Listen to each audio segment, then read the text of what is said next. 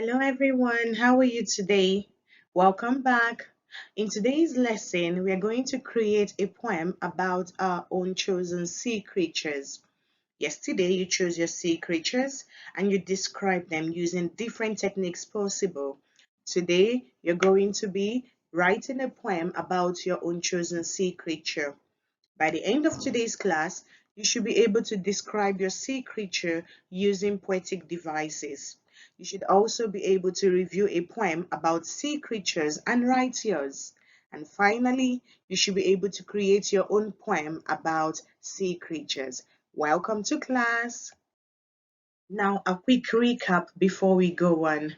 In the previous video, I know we explained what the word poetry means. Now, I want you to pause the video right now and write in the comment box, what do you understand by the word poetry?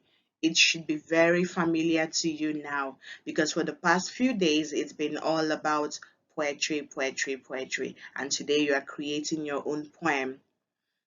Welcome back. Poetry, like we mentioned before now, is a form of literature. It's all about imaginative writing that can be written by anybody, including you.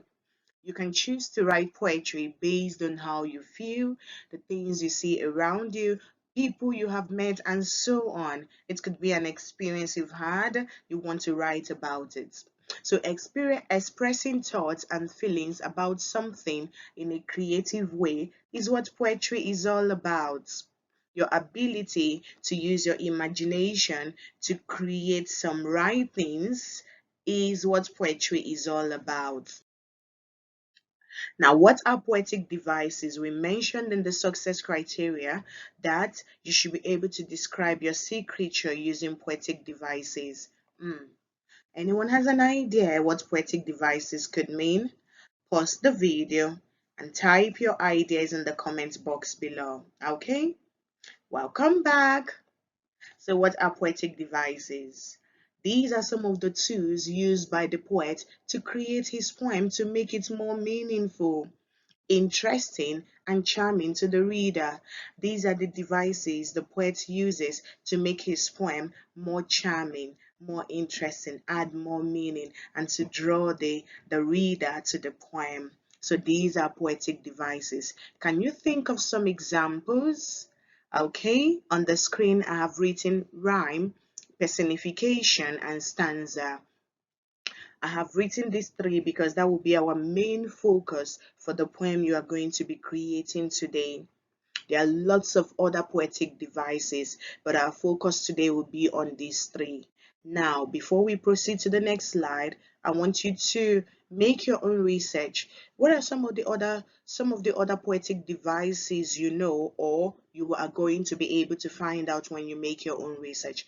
Write those poetic devices in the comment box below. Okay? All right, let's move on. So, rhyme, personification, and stanza. Remember, I said they are going to be our focus for today. I expect to see you using these when you create your own poem. So, what is rhyme? Rhyme is the arrangement of words in a poem so that it contains similar sounds at the end of a line. An example, beautiful poem that I just created as I was planning the lesson. Okay, I'm going to read it to you now. Down by the river the water flows, where the tender bright flower glows. Chirping birds dance to pick as the frogs slide to kick. I don't know if you observe anything based on our definition. Remember, rhyme is the arrangement of words in a poem so that it contains similar sounds at the end of a line. It's more pronounced when you read the poem because you will hear the sound towards the end of the line. Down by the river, the water flows, where the tender bright flower glows. I don't know if you observed that we have flows and we have glows. They both sound alike. And then we have peak and we also have kick. These both sound alike. So that is rhyme. A rhyming word sounds the same. Okay? All right, let's move on. Now, what about personification? What does personification mean? Personification means to give human attributes or characteristics to something else which is not human. When you take an attribute, when you take a character which is what pertains to a human being, and you begin to use it to describe things that are inanimate or things that are not human, that is personification. It's a poetic device. This adds more charm to our poem when we write poems. Okay, this is another poem I was able to cook up as I was planning the lesson. I'm going to read it to you right now. The table danced about, swirling the chair around. They were lost in their trio, swaying to the music. Can you imagine a table dancing with a chair? Lost in the fun of the dance, swaying to the music. So this is what personification does, it makes your poem sound so it's so enchanting, and then it begins to make your reader begin to imagine the table in the sitting room dancing with the chair moving all over the place, lost in the fun of it. This is one of the poetic devices I really love to use in my poems. Okay, let's move on. All right, stanza. What is stanza? Stanza shows an arrangement of poetic lines in a group. Now, the two poems I used as an example in the other two slides, I'm just going to pretend this is one poem, okay? And as you can see, this is a group, this is another group.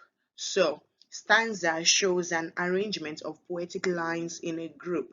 So, this first group can be called a stanza, the second group can be called another stanza. So, in this poem, I have two stanzas. Okay, let's move on. What task are you going to be doing today? Remember, the task relates to the success criteria. Your ability to do the task shows me you are able to meet the success criteria for today. So, three questions. Choose the one that challenges you the most. Okay.